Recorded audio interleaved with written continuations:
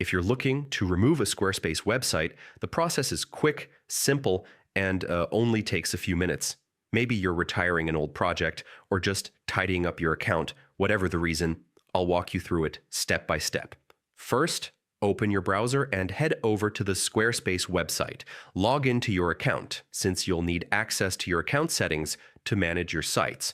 Once you're logged in, look at the top right corner of the screen. You should see your account initials there. Click on them and a drop-down menu will appear. From that menu, select Account Settings. This takes you to your account management page where you'll see a full list of websites connected to your account. Scroll through until you find the one you want to remove. Hover your mouse over that website and you'll notice a few extra options appear. Look for the three-dot icon, that's the ellipsis.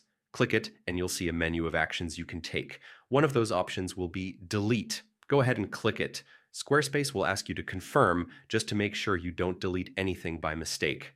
Remember, once deleted, the site is gone for good, so double check that you're ready before confirming. After you confirm, the site is permanently removed from your account. It's that simple. Clean, fast, and done in just a couple of clicks.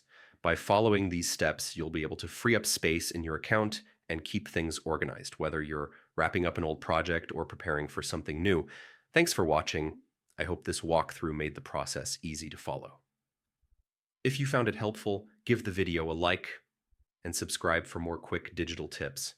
And as always, if you've got questions, drop them in the comments. I'd be happy to help.